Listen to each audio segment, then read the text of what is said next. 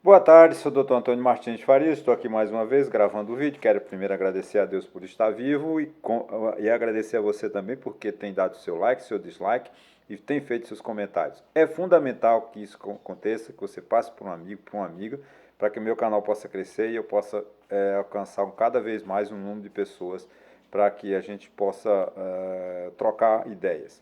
Seus comentários, repito, são fundamentais, seu like, seu dislike. Não esqueça. E outra, abriu, vai assistir, resolveu assistir o meu vídeo, dê logo o like. Se não gostar, depois você muda, é só uma seclinha, um dedo para cima e outro dedo para baixo. Para baixo é não gostei, para cima é gostei, você faz lá. Se você dá primeiro o gostei, se não gostou, você volta, dá no não gostei, ok? É muito importante. Por quê? Porque se você dá o like, esse dislike, o YouTube entende que o assunto é interessante, que chamou a sua atenção e ele mostra para mais gente. Então é fundamental essa sua participação. Se você não participa, né, não me agrada. E outra coisa, cada amigo meu do Facebook tem a obrigação de ser o meu amigo também no YouTube, tá? Vamos lá, gente. Eu dando continuidade aqui na leitura da Constituição, eu vou fazer hoje o artigo 2º. Eu vou falar do artigo 2º da Constituição, que trata dos poderes, né? Diz o seguinte: são poderes da União, independentes e harmônicos entre si, o legislativo, o executivo e o judiciário. Isso é de fundamental importância. Para alguns doutrinadores, com o qual eu me filio, aos quais eu me filio, vamos dizer assim, o poder é único, é uno. E isso aqui são funções: a função legislativa, a função executiva e a função judiciária. Qual é a importância desses poderes?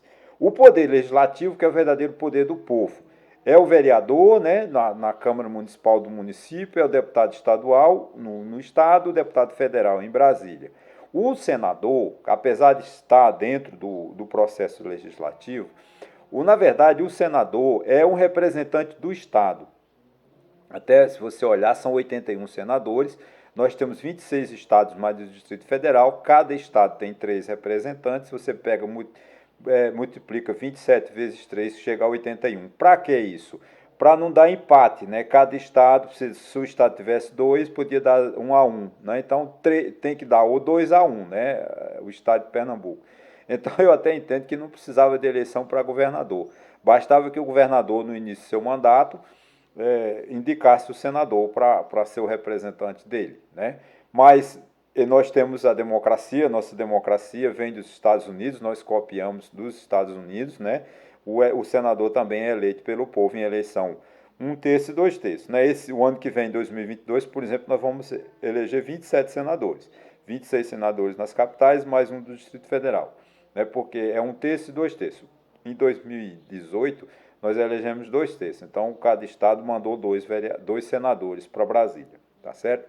Então, é muito importante essa nossa...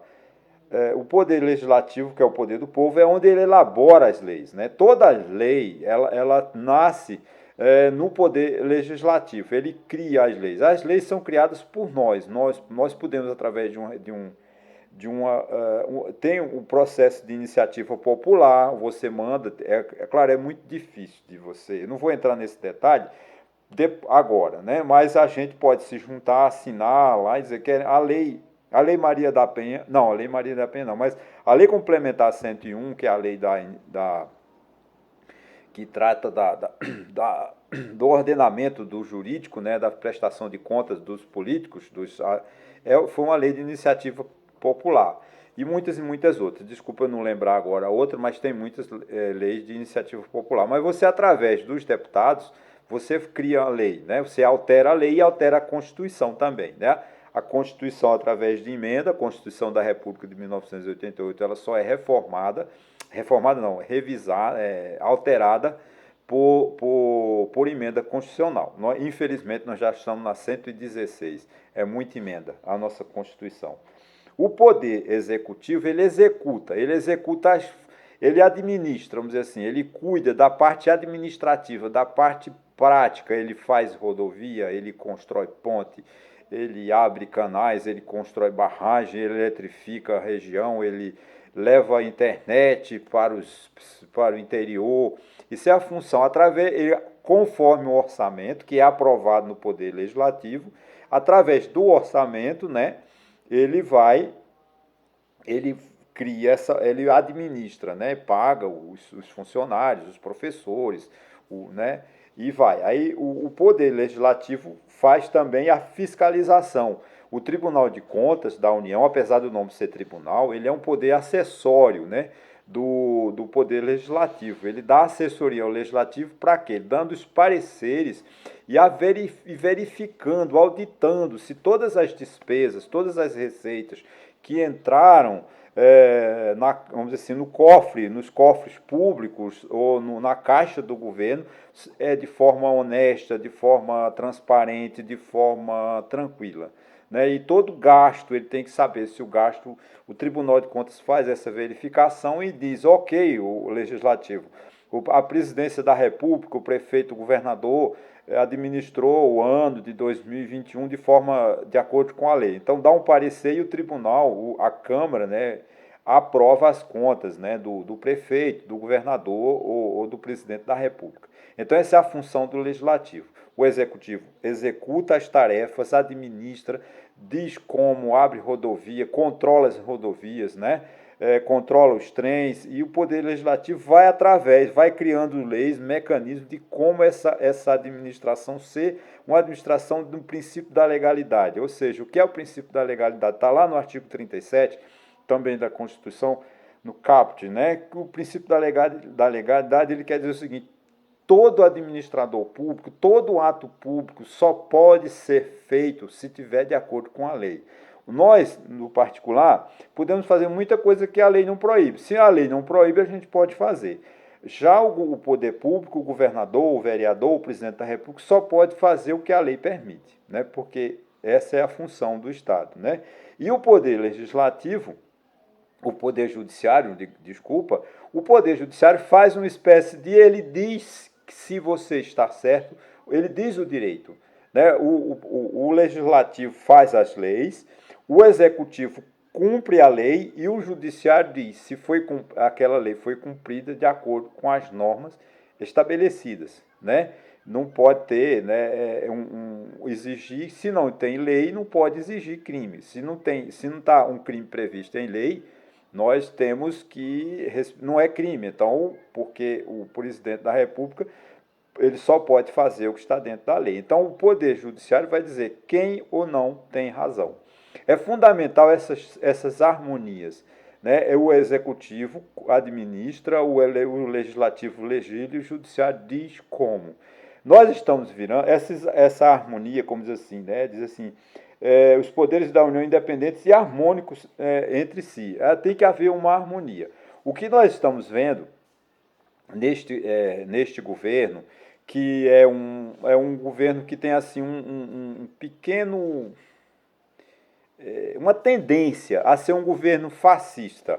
Eu não vou entrar em fascismo porque é um assunto muito polêmico, mas ele tem, nesse governo atual, uma certa tendência a desvalorizar os demais poderes, né? Você vê, nós fizemos muito, o presidente da República promoveu passeatas para fechar o Congresso, o Supremo, fez passeata, jogou fogos e artifício em direção ao Supremo Tribunal Federal. Ele fez no dia 7 de setembro, né, que ele ia dar aquele golpe de Estado, quando ele fez aquele pronunciamento em Brasília de manhã e de tarde.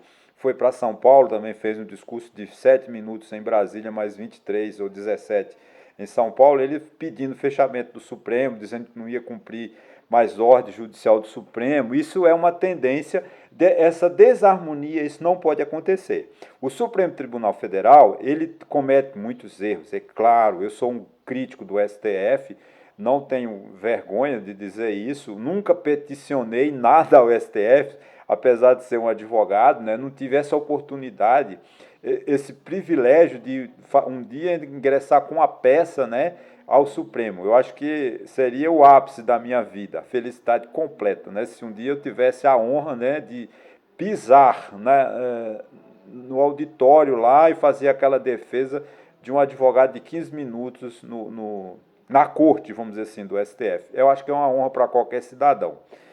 A gente tem que haver essa harmonia. Os poderes, eles são harmônicos entre si. Nós temos que respeitar a todos. O legislativo é uma casa de polêmica mesmo. Não há como você querer harmonia no legislativo.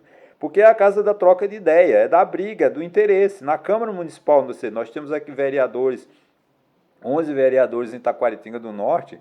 Acho que temos 5 de um partido, 5 de outro, e parece que um aí tá no meio, né? Eu chamo ele de bola 7, né, na mesa de sinuca, que ele não está fazendo esse papel político, infelizmente.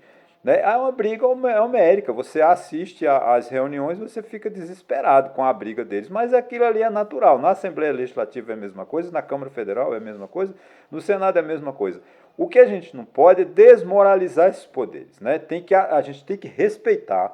O que a gente pode fazer é, o ano que vem tem a eleição, a gente escolher melhor o nosso deputado, escolher melhor o senador, escolher melhor o governador, escolher melhor o presidente da República. Não é simplesmente ficar querendo o fechamento do Congresso, querer o fechamento do STF, querer o fechamento... Ninguém pede, porque se um poder só é ditadura.